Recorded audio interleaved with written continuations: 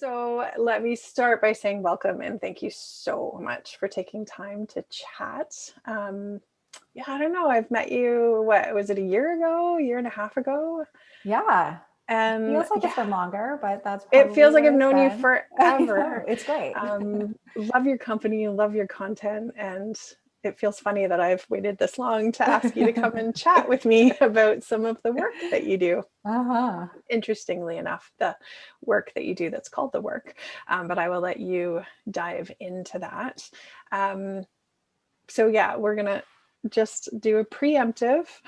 Kristina has a cough today that is aggravated by laughing and talking. So this could be interesting.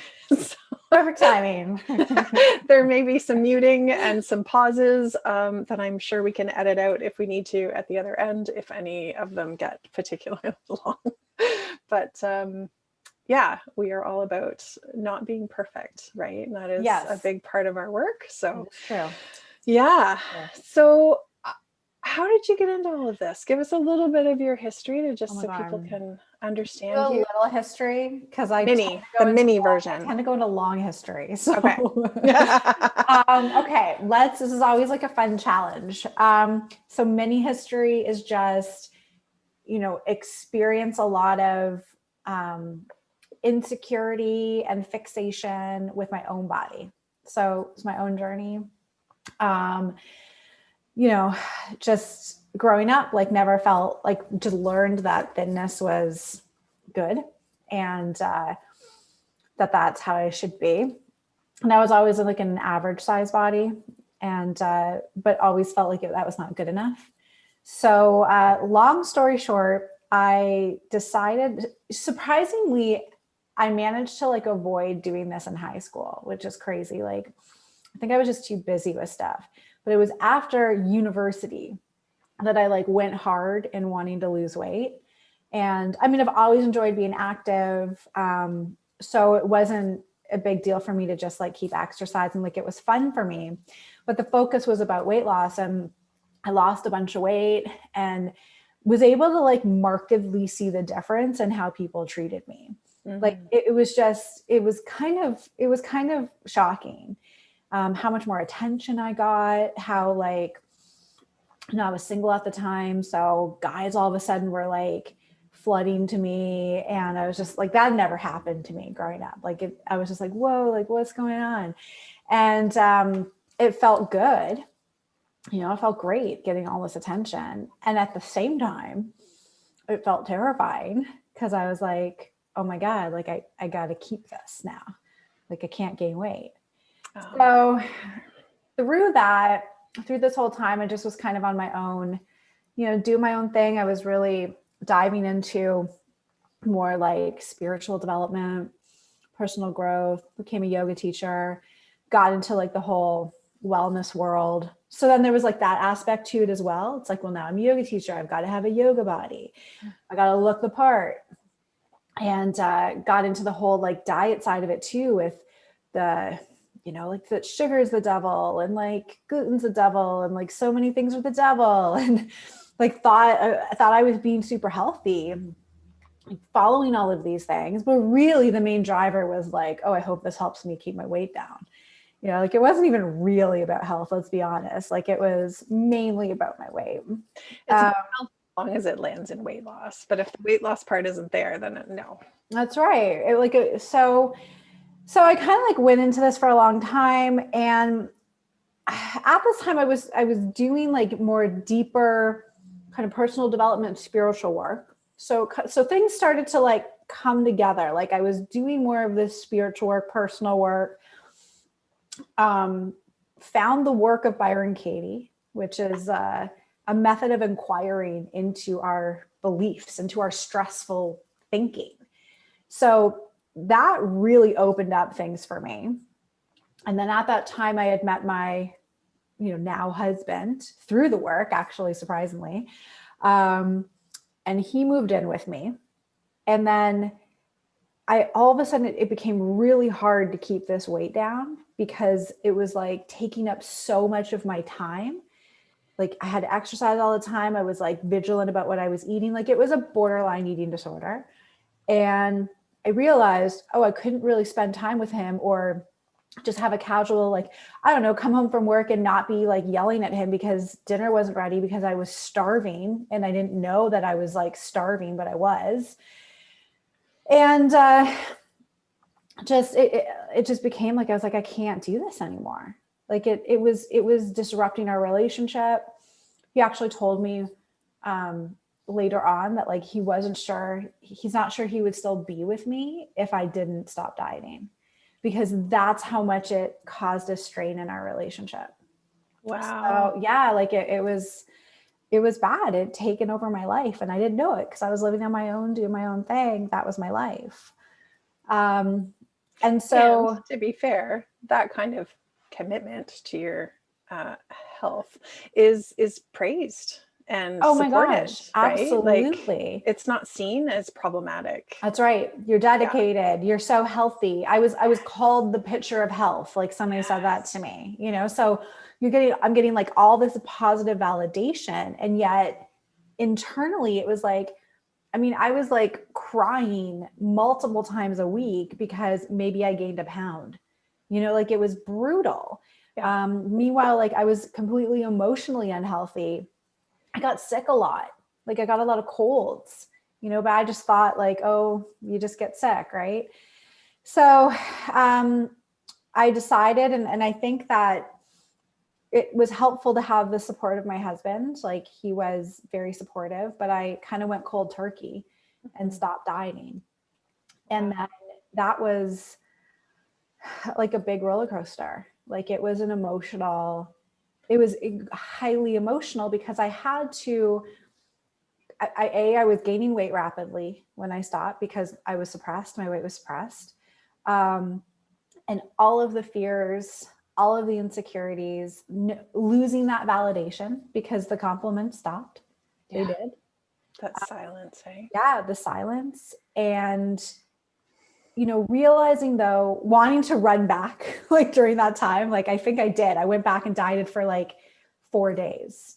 And then I was able to see so clearly at that point how much it was actually, it was like I had this visual of like I walked myself back into a cage and like closed the door. And I was like, okay, I can't, like I just can't. This is not the answer. So did a lot of emotional work. It was really a lot of emotional work. Like that's what Ricola is for my cough.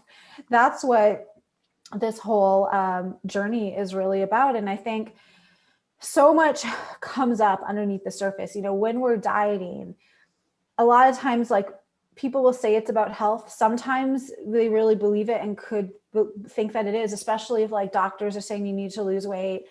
But I would say there's so much more factors at play in our culture that puts pressure on us to look a certain way. We're a very appearance-based culture that we diet for many, many other reasons that are very deeply emotional and personal, and sometimes related to past trauma, because we could have had trauma growing up in a bigger body.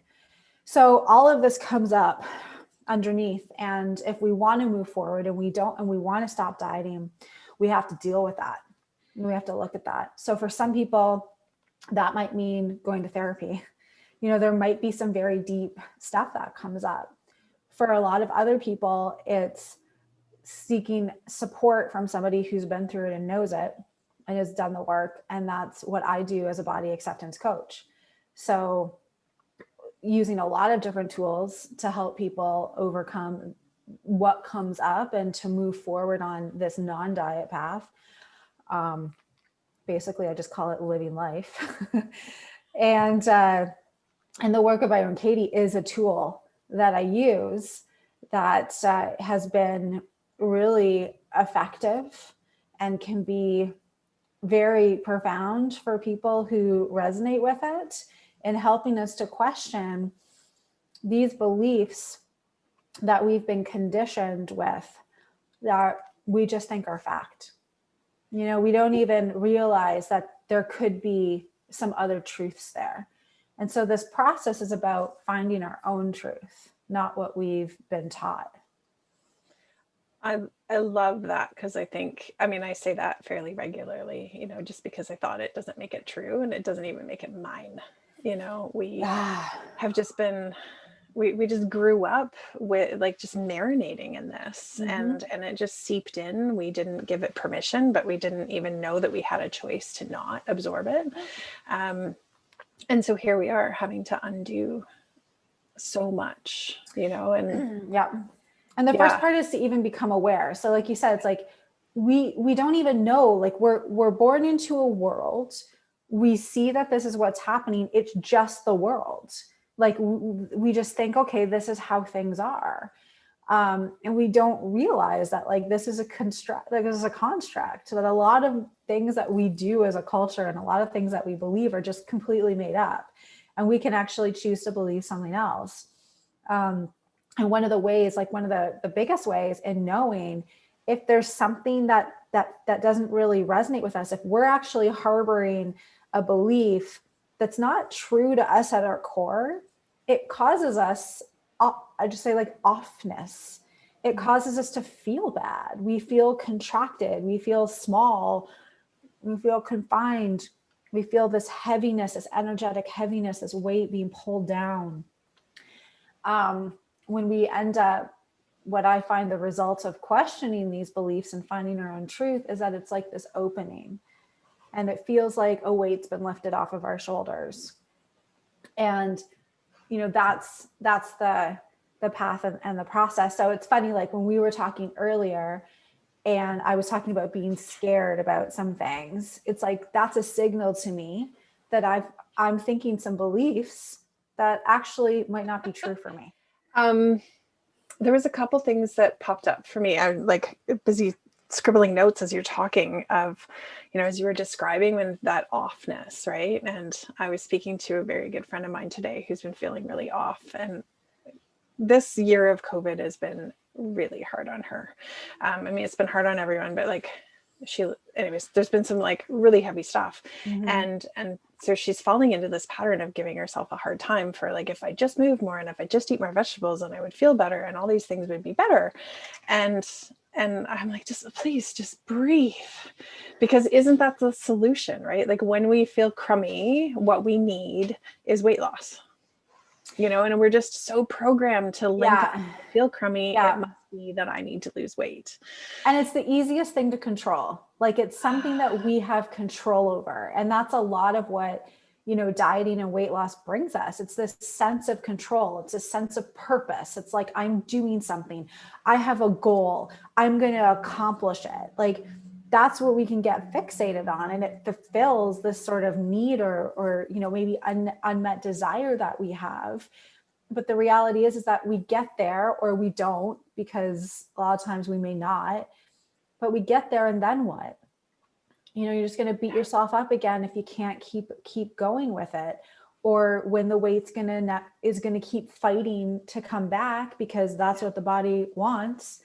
And then we feel like a failure and we beat ourselves up, and then we're back to doing it again.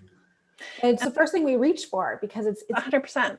But it's this false sense of control, isn't it? Right? Because I mean, one of the things we talk about in this Health at Every Size movement is weight is not a behavior, which by default makes it outside your control. We can only have control over our thoughts and our behaviors, not what happens as a result of those things, right? I wouldn't even say that we have control over our thoughts. Because I would say we have control over how we interpret our thoughts. Our thoughts happen to us, right? Yes, they so do. Like, it's like, I like to think the best example is like you wake up in the morning, like you have no control over what just popped in your head. Fair. Like you just can't, it shows up. But Fair. How we then, when we can question that, so that's again what the work does, is it questions these thoughts. And then, like you said, how we can reframe it or how we interpret it. So that is where we have the control, is when we can bring the awareness to it and then say, okay, I can now choose to think something differently. That's where our control is. But and why I just stop you there is because about saying we can control our thoughts is because in my experience, I can't control my thoughts. They just happen to me. And then we can fall into beating ourselves up for having these thoughts. It's like, I still want to lose weight. I still want to lose weight. It's like, Listen, like I've been doing this for 3 years and I'll still have a weight loss thought pop in every now and then. Can't control that, but I just know what to do with it now. I just don't believe it like I used to. No, thank you for that reframe, because in my mind, I was saying what you were saying, but you're correct in that I said it poorly, because it's very funny that Patrick and I just had this conversation yesterday when he said, is it wrong to just spew out your thoughts? And I'm like, well, not inherently, but what if your thoughts hurt somebody? And it's just because you haven't had time to examine the thought long enough to know whether it should come out of your mouth. So yes, we have control over our response to our thoughts, not our thoughts themselves. You're right. Because I still have those weight loss thoughts. My gosh. And I've been at this Patrick's 12. So it's a long time. And when you're in this culture, like I often liken it to trying to recover, like somebody who's addicted to alcohol is trying to recover while living in a bar. Like it's all around you. Yes. You can't escape it.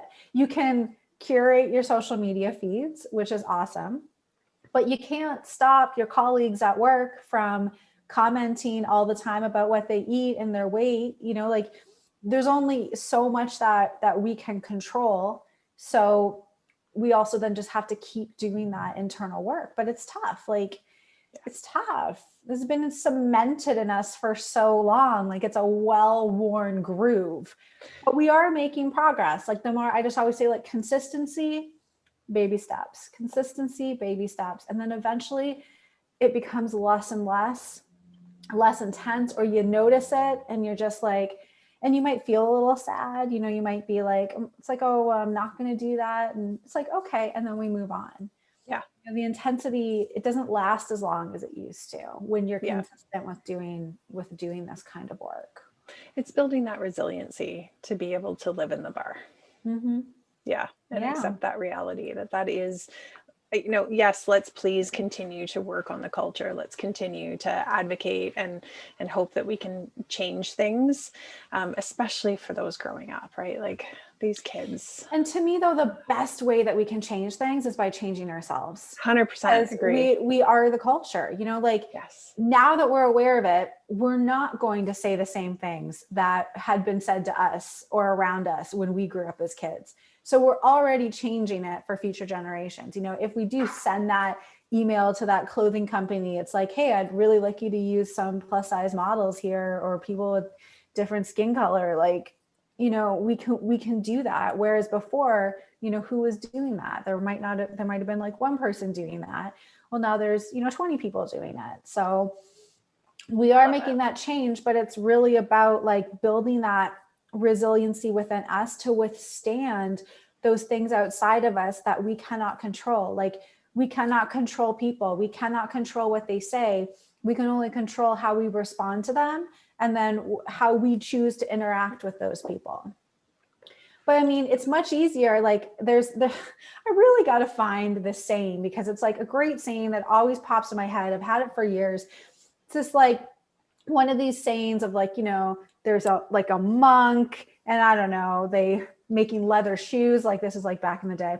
But the point of the saying is like, we often try to like lay leather across the world in order for us to feel comfortable instead of just putting leather on our own feet. Beautiful. So instead of trying to change everybody and everything outside of us, change within us and our ability to be able to respond and interact with those people. And as we do that, the world will end up changing on its own. But it's such a waste of energy to constantly be trying to change everybody else around us.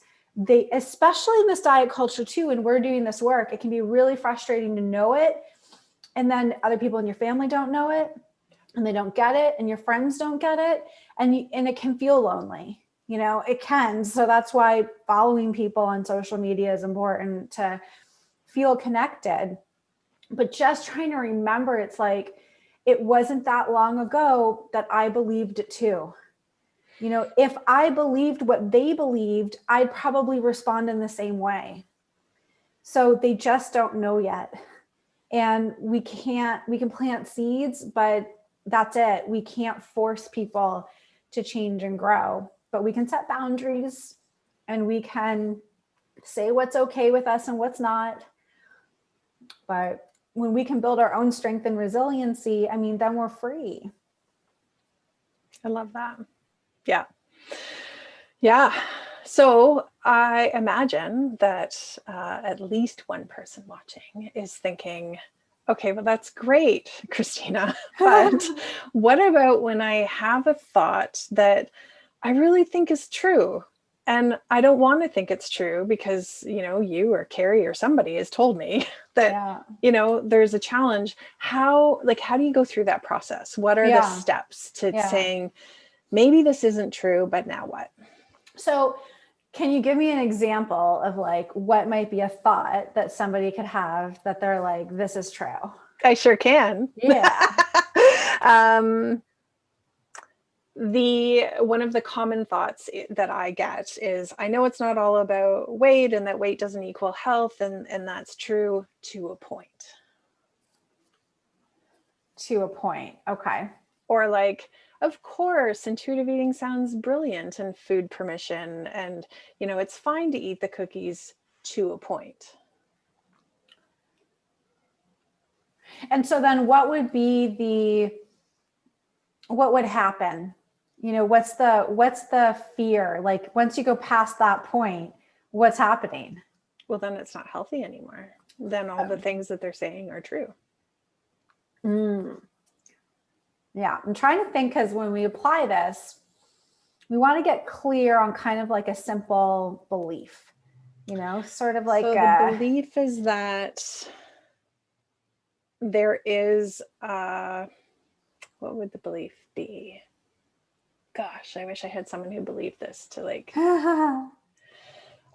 because I've just heard it so many times, right? Patients come in and they're like, oh, I'm all for body positivity to a point, but like, and there's a certain weight that people have a tendency to throw out. So maybe that's it. Like body positivity is fine until you reach this weight and then it's not anymore. Right. So I think like the statement would kind of be, being over X amount of weight is unhealthy. Yes. Yeah. So it's like in the mind, it's like, okay, I'm okay up until this point, but then once I'm over the amount of weight, then I'm not healthy anymore. Yes. So the first thing that I would say so basically this is a system of inquiry called the Work of Byron Katie. So Byron Katie is a woman. It's a long story of her story. I won't go into it, but I guess you could say she's like a spiritual teacher. She probably wouldn't call herself that. It's just more like she went through her own process. What she realized was that her own personal suffering was coming from her thinking. And so this system of inquiry kind of evolved for her, and she just developed it. And then people started coming to her and she started offering this process, and it kind of exploded from there. So the first thing I would say about this process, which is the work, or we can call it inquiry, so inquiring into our thinking, is this is not about trying to change our minds. So we're not actually going in with the intent of like, I want to come out of this thinking something different. I believe this, but I want to now not believe it. We can't do that, because this work is really about coming to what is, excuse me, what is actually true for us. And if we try to force ourselves into thinking something else, we're not being true to ourselves, because the reality is it's not true for us. But inquiry invites us to just take a look. And so it requires coming in with an open mind. And that's the hardest thing. So when we really believe something to be true, our mind is actually closed. It's fixated on this thing. There really isn't much room. So we have to kind of come in with this presence of like, okay, I may not believe this. I believe this really strongly, but I am open to the possibility that maybe something could be different. We just need like a little crack in the veneer. Just a little crack. It takes courage, this kind of work. It takes courage to like question our thinking. It question these beliefs that we've believed so strongly, especially if it's formed some kind of part of our identity. And that's when it can feel scary. So it's a series of 4 questions, and then what they call turnarounds. And so I'll go through it. So the statement is, let's just say, people are unhealthy, or we over X weight. That would be the statement. And you start out with something really simple. You don't want it to be this like long, complicated sentence, because we'll find out why. So the work is kind of a form of meditation. So when we ask these questions, we're not trying to think the answer. I often do the work with my eyes closed, and I kind of just sit and we just sort of contemplate and just wait for an answer to arise. So we have this statement: people are unhealthy over X amount of weight, over X weight. So the very first question we ask is it true? Just, is it true that people are unhealthy over X weight? And we just sit with that. We maybe close our eyes and ask ourselves, is that true? And the answer is either yes or no. And there's no right or wrong. That's the thing. There's no win or lose at this. It's either yes or no. What's true for you? So most people would probably say, if they really believe it, they'd probably say yes. This is what I believe. Okay, great. So then the next question we ask is, can I absolutely know that it's true that people are unhealthy over X weight? And really, this has to be kind of beyond a shadow of a doubt. Definitively that this is true. So can you absolutely know that it's true? And then you sit with that and you find what's your truth. And I would say, don't try to rush to an answer.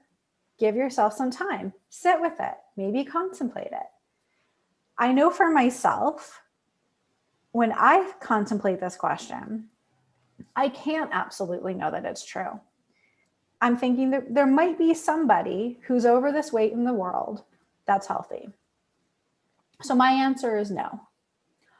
Somebody else's answer might be yes. So again, if you give yourself that space to contemplate it and find out what is your true response. Okay, so it's either yes or no. Now, if you answered no to question 1, you just skip to question 3. You don't have to ask question 2, but whatever.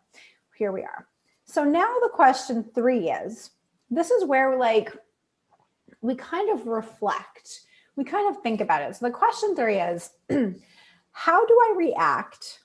What happens when I believe the thought that people are unhealthy over X weight? So it's very circumstantial. It can help to anchor into maybe a moment when we thought that, or a time when we thought that. Are we referring to ourselves? Are we thinking about other people? But we can just answer that in general. So how to react? One of the things that we can tap into is, how do I feel? What feelings come up for me when I think that thought? And I guess it's just being really honest. You're kind of reflecting back on a time when maybe you thought this. So how do I react? How do I feel? Do I feel scared? Do I feel anxious? Do I feel kind of righteous because maybe I'm not that size and somebody else is, and so therefore I'm healthier? This is about really being honest and not judging ourselves. So this is also part of the process. It's this is about actually allowing your inside voice to come out. And the best way to do this is to write it on paper.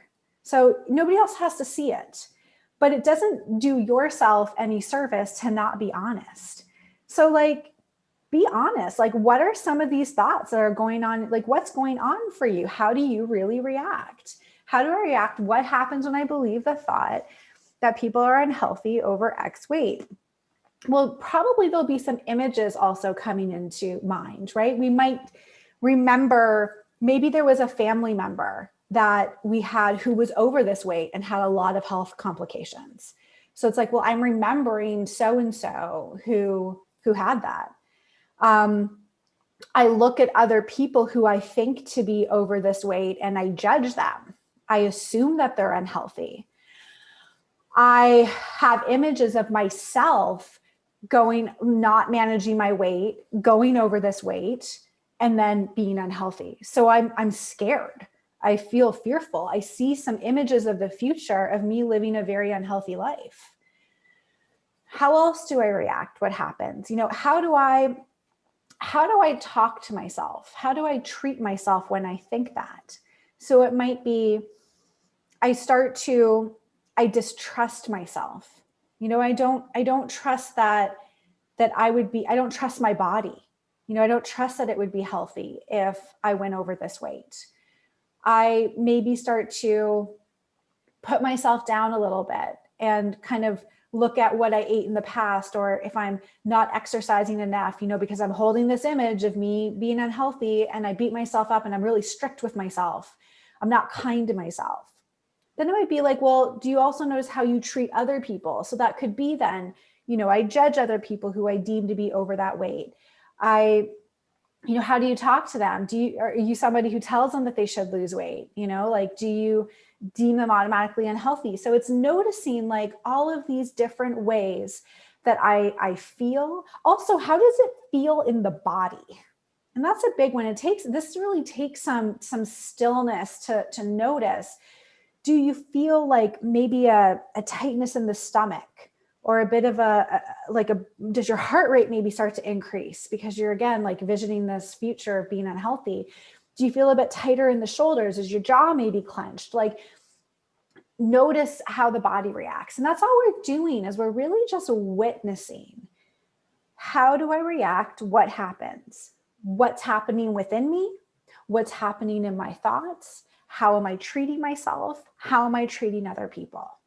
And we just witness. We don't judge it, but we just get honest and we notice. Probably quite unaware of all of these things that are going on when we think this statement. So after we've kind of exhausted that, we feel like, all right, I think I've noticed all of the ways that I react. Then we move to question 4. And this one is can be a bit of a trickier question. It's one that we can kind of have a little bit of toughness with, because it's something we might not have ever considered before. The question is, who would I be without the thought that people are unhealthy over a certain weight? Who would I be without the thought? And if that question of be, well, what does that mean? Kind of consider it like from before. Well, how would I be acting? How would I be feeling? How would I be treating myself? How would I be treating other people? It can kind of be like, what happens without, like what's going on without the thought? Who would I be in that moment without the thought? And that can be tough, because sometimes it can be hard to just let go of the thought. But I say, think of it hypothetically.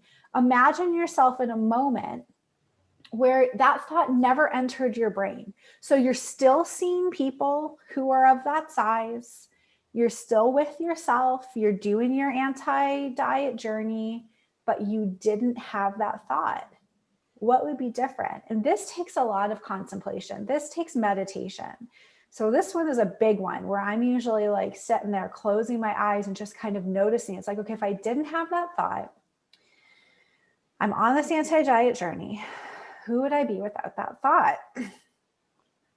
Well, I noticed that I would feel calmer. I noticed that I would be more trusting of the process, that maybe I don't know yet like what's going to happen, but I'm more trusting. I might be like, I don't automatically judge other people. I see these people in bigger bodies, but I realize that I don't really know. I'm not envisioning this negative future, because that thought wasn't there. So therefore I'm not thinking of the future. So I'm actually quite present. I'm actually just kind of here now in this moment. And so therefore I feel within my body, things are a little bit more neutral. Like there's not a lot of hype going on. And that's what we do. And we just kind of start to notice, how would I treat myself? How would I treat other people? What am I feeling? And we just kind of notice and we say, okay, so now we've had this experience. The situation hasn't changed, but our experience of the world and ourselves has changed with the thought, without the thought. So just notice that. A thought just completed two completely different experiences. Okay, so just good to notice, and good to notice what you notice without the thought. So that's the first part. That's the first part. Now we move into the second part. And you've got to go really through the first part to get to the second part, because again, this requires an open mind. And this first part really helps us to give a voice to our experience and what's going on, and then to contemplate and really witness what is true for ourselves without that thought.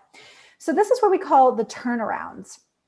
And what we do is we take the statement as it's written. So people are unhealthy over X weight. And we use that statement and we kind of find some like opposites to it, or differences to it. So the kind of the most obvious one would be, people are not unhealthy over X weight. Okay, so take that statement now. And this is, again, open mind.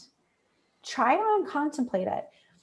How could it be true, or maybe even truer, that people are not unhealthy over a certain weight? And see if you can find a genuine example of how that could be true. So again, this is not like forcing ourselves, but this is really contemplating it. This is where the open mind comes in. Okay, people are not unhealthy over a certain weight. Well, again, it's like, do you know anybody? Have you read about anybody who has been over X weight and you know them to be healthy? That's one example. That's true. Well, I know this person who's unhealthy, who is healthy over this weight. And then I might say for myself, like, well, I've been reading a lot of literature that's kind of debunking some of these hard myths that weight is what's responsible for health. So, this research is out there. So it could be true. Could be true that people are not unhealthy over this certain weight. So maybe could you think of an example? I mean, in real life right now? Yeah, like as we're doing this, like what's coming up for you? Oh yeah, I mean, I'm thinking of all of the people that I've been filling my social media feeds with, and the people's newsletters that I've been signing up for, I've been quite intentionally bringing this truth into my world for the last few years. So yeah, I can definitely think of multiple examples. What also comes to mind for me is how am I defining health? Because maybe there's a difference there, right? Of what I'm labeling health. What's healthy? Because maybe healthy for this person is different than what healthy would be for someone else. So that's what we're doing, is we're just, looking at examples of what could be true or truer. Again, we're not trying to force ourselves to believe anything different here. We're just looking. We're just genuinely taking a look. So then we could try a different turnaround. So we try to find as many turnarounds as we can using that staple sentence as the base. So the original statement is people are unhealthy over a certain weight. So then we could take it and say people are unhealthy under a certain weight, or under that weight, right? Like under X weight. Okay, well, how could that be truer or truer? Do you know somebody who's unhealthy, who's under this over the line weight that's in your mind?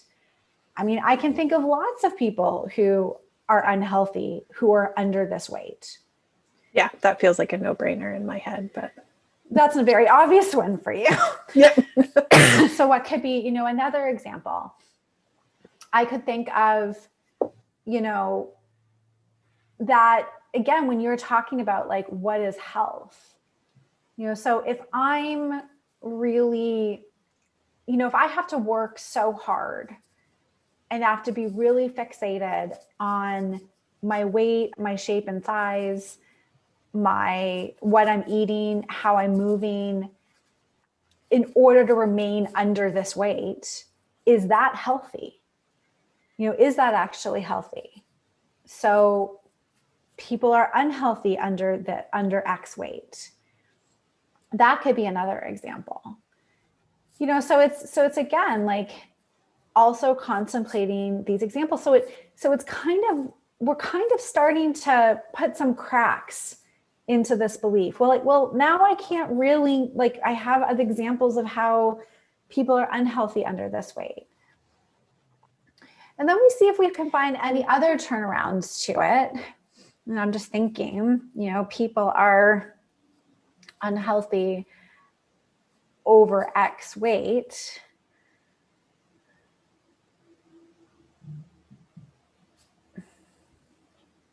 I'm not really seeing, like, nothing's jumping out at me right now as another turnaround. So then we might be done with that. And so we go through this process and just kind of notice, where we're at with it right now. And again, it's not trying to force us to not believe it, but has anything shifted? Is there anything that you've come away with now that you maybe have had some more insight into, even if it's noticing the own impact of the belief on our own experience. How when we look at with the thought, without the thought, noticing how that impacts our reality, our living experience. And did maybe we find some holes in this belief once we went through the process? And the belief will change or not. And that's the beauty of this work. Again, like, it's not like we're trying to force ourselves. Byron Katie will say, like, we don't let go of beliefs, they let go of us. Mm. So we don't have to try to believe something different. When we kind of start to question these things, we may notice we just don't believe it anymore. And it leaves us. I have two things that circulating in my head. So the one is, and funny because I wasn't thinking about this when I made that statement. It was just something that had come up when we were first talking. But I remember when I started to untangle, because of course in school, naturopathic medical school, like obesity and overweight are diagnostic terms, right? And I remember having to like really challenge that with this new information I was learning through this other work I was doing through the health at every size and the intuitive eating. And then it was getting really uncomfortable, and it was just butting up against what I had learned. And I remember seeing logically that it was inappropriate to diagnose someone's body size, and yet so hard to let go of. And even though I had lots of evidence, I didn't want to let it go yet, and I didn't, and it took me quite a while. Yeah. So I'm remembering that right now. And the second thing that was popping up is, this reminds me a little bit of the process when I was coming to terms with my binge eating, in that I had all these tools at my disposal, but I would not use them once I had been committed to binging. Once I decided I was eating, there was nothing that I would do that might get in the way. If there was an inkling that it might change my mind, I wouldn't do it. Yeah. And so one of the deals I made with myself was, no matter what tool I used, I was always allowed to eat after, always. Mm-hmm. And so it created that willingness to just play with the tools a little bit in that moment, knowing full well that I was, and I, like, certainly at the beginning, always ate after. Yeah. But it started to soften the edges and again, create some of those cracks.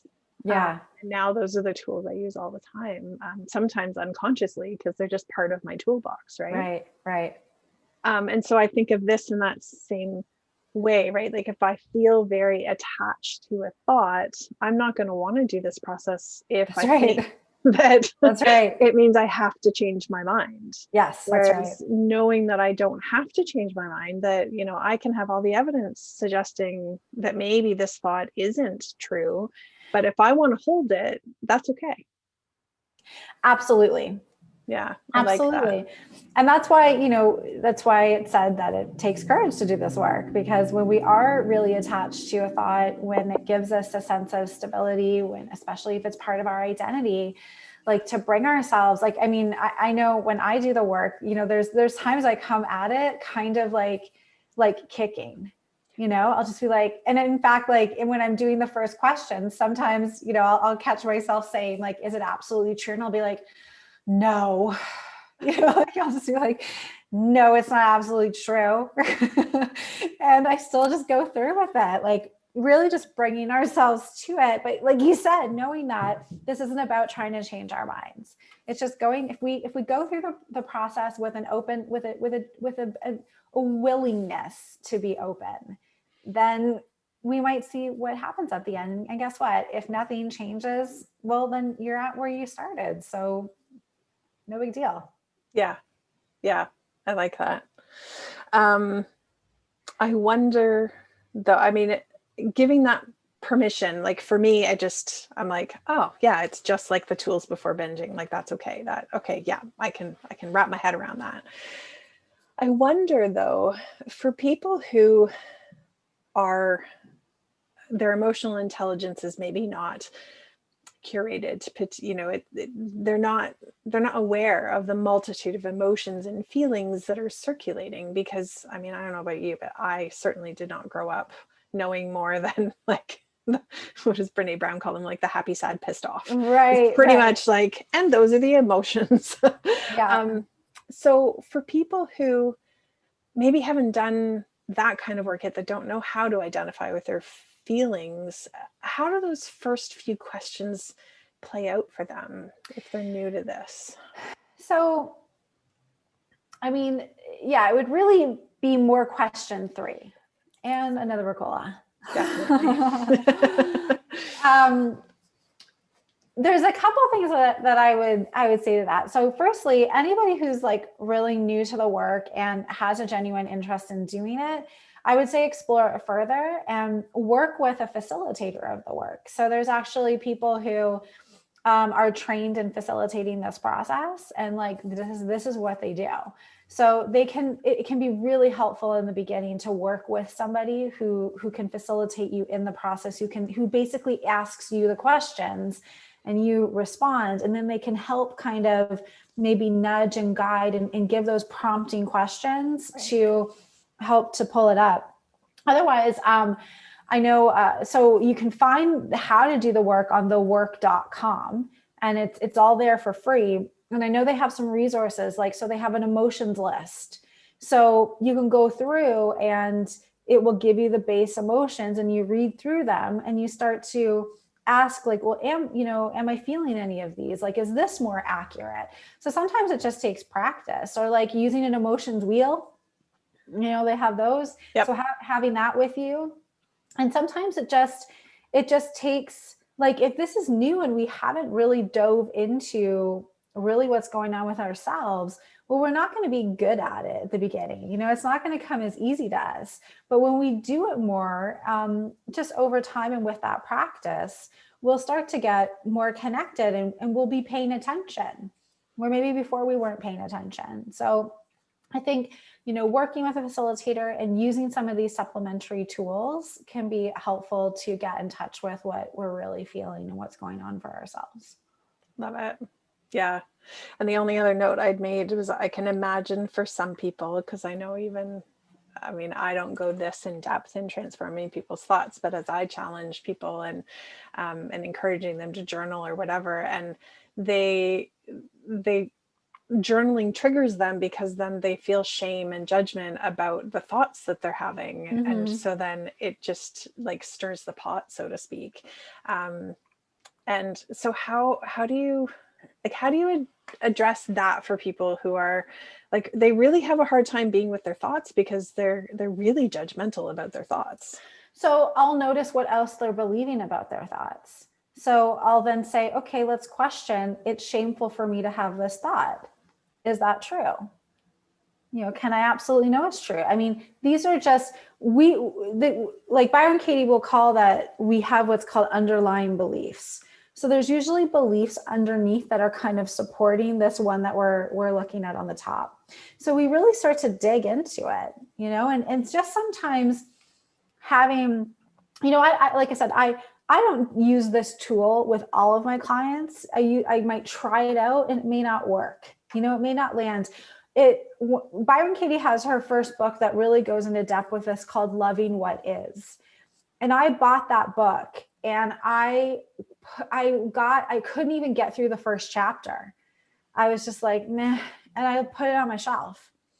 And I think it was like 3 years later that I just was going through a tough time. And I happened to walk over to my bookshelf and find this, see this book again and thought, well, why don't I give it a try again? And for some reason, 3 years later, I was open to it. And then it was like, it just blew my mind. Yeah. But I might not have been open to it. But even just then, so it may feel too big to do this in-depth inquiry. But even just having, somebody that's what I do with my clients is I'm just here to help you challenge these ideas that that you should feel shameful for having these thoughts. This is again something that's learned. What would it be like if you didn't have shame? How would you be with yourself if you knew that it wasn't shameful to be thinking what you're thinking? That another thing, and I'm going to quote Byron Katie a lot because all of a sudden, as I talk about the work, these quotes come to me because she has a program called the School for the Work, which is a 9-day in-depth workshop, just diving into the work. So I've been twice to one of those. And, what she'll do is sometimes people will come up and say this shameful thought that they have. And she'll ask everybody, and there'll be 250 people in the room, who else has ever had that thought? And almost everybody's raising their hand, and she'll say, there's no new thoughts. They're all recycles. So it's just knowing that these thinkings come from a lot of our collective conditioning. It's we're born into this world that has a set of ideas and rules, and it could be specific to our family. It could be, if we were brought up in a church or some kind of faith that it has a set of rules and beliefs, and a school, in all these various different ways, we're told this is right, this is wrong, this is how you're supposed to believe. And at sometimes the cost of what is actually feels right to us. And that's why if there's even that hint of kind of offness, or we feel that shame, there's that indication that we're holding on to something that really deep within us isn't true. It's not resonating with us. So, feeling shame for having these thoughts, if that shameful feeling is that trigger that I'm actually holding on to this that really isn't true for me. I don't have to feel shame for these thoughts. It's just, they happen, it's just there. It's a result of, maybe how I was brought up or whatever. But what if I wasn't feeling shame for that? Who would I be without that thought? I love that. And that reminds me of the analogy, I think many of us use, but just that, if I'm having a really tough body image day, or I'm really feeling drawn to food and old behaviors around food that are just not present nowadays, that's that check engine light on the car going, okay, you missed the first few that you could have taken care of yourself, right? That we need gas or we need whatever, but these are the behaviors, and shame is one of those, right? If I start to feel ashamed, that's one of those. Okay, take a deep breath. What's going on? Yeah. What else is going on? I know for myself, if I don't get a good night's sleep, I am way more inclined to start going down a rabbit hole of a shame spiral, beating myself up, comparing myself to others, picking my body apart. And then all it takes is me to get a good night's sleep the next life, and everything's okay again. Right. So it's how could it actually be my body? How could it be that? It can't. I have the same body as I did yesterday. Yeah. Guarantee nothing changed dramatic enough to notice it. So no, our body image has nothing to do with our body. Nothing. True. But so true. yes, gosh, we're convinced it is. Yep. This is amazing. And this is fun. I like structure. Yeah, me too. Not in a rules kind of way, because rules make me not want to participate. But it's like holding a container. 100%. So I feel like this is a nice sort of, like I drop my thought in the top and it can spit out the bottom, and it's either going to be unchanged, or it might be slightly changed, or it might just not. But there's just a path that I can follow, and pieces that I can put together, and yeah, I like it. It's fun. And we can question the same thought over and over again. And we can do it in different situations. Like it can really help, like if you can anchor yourself in a specific moment. It's like, I had this thought when I was at the gym and I was looking at this person. Well, that's going to be different to how you react and whatnot than if, I was with my family and this is what we were doing. So if we notice the thought keeps coming up and we feel the stress, we can invite ourselves to question it again, and just do it again in a different one. And again, no expectation that we need to change it. It's amazing. Just see what happens. It's really about our own freedom. Yes. Yeah. Which is just, it's about finding our own peace. And that's what it's all about, is just having that, like, to just not get caught in every single windstorm of crazy that's going on. And being able to question things without that pressure, I think is really key. And yeah, I had quickly, after you and I had talked about this, I don't even know when, back a couple months ago, was when you had mentioned it to me and shared some of it with me. And so I had quickly looked at some of her stuff online, but I didn't get it in the same way as you walking through this process. So I appreciate that, because that gives me a little bit more context to how each of those questions and turnarounds plays in, and how it can all come together. So yeah, it's awesome. It's there's kind of a technical component to learning it in the beginning too that can be challenging. So that's why I always say, if you can work with somebody else, like there's certified facilitators on the website and people run workshops, like that's what's so helpful, to just get kind of the technicalities of it done, and then to be able to kind of do it on your own and know that you always have it as a tool in your back pocket. It's amazing. Perfect. It's been super helpful for me. It's changed my life. It actually has, like, to the point where other people have been like, you changed. Like once I started doing the work, and I went on this 9-day school for the work, and I came back and I was changed after that. Like I couldn't see things the same way anymore. And so therefore that would just change a person, Absolutely. For the better. People said I was nicer. Well, the filters are different, right? And I imagine there's a softness and a tolerance that this world desperately needs. And I still have lots of work to do. Yeah, don't we all? We're always works in progress. Well, it's a never-ending opportunity to examine our thoughts, right? There's never-ending. Yeah. Never-ending. Yeah. And that's nice, because we're not limited in our growth, like we always have an opportunity to grow. I love it. Thank you so much for taking the time to walk me through all this. Thanks for asking. If people would like to follow you or get in touch with you, what's the best way for them to do that? So I'm most active, I would say, on Instagram. So Kristina Bruce _coach, and also Facebook page. So a lot of my Instagram goes to my Facebook, and then my website too, kristinabruce.com. So I have a blog and some YouTube videos and that kind of stuff. So yeah. Amazing. Yay. All right. Well, we will put all of those ways to get in touch with you in whatever goes under videos. Okay. I can't remember what they're called at this moment, but in the section. That sounds good.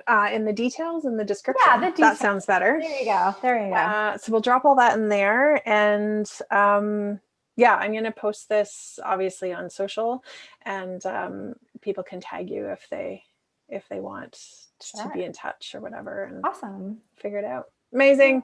Yay. Thank you. Thanks for having me, Carrie. Awesome.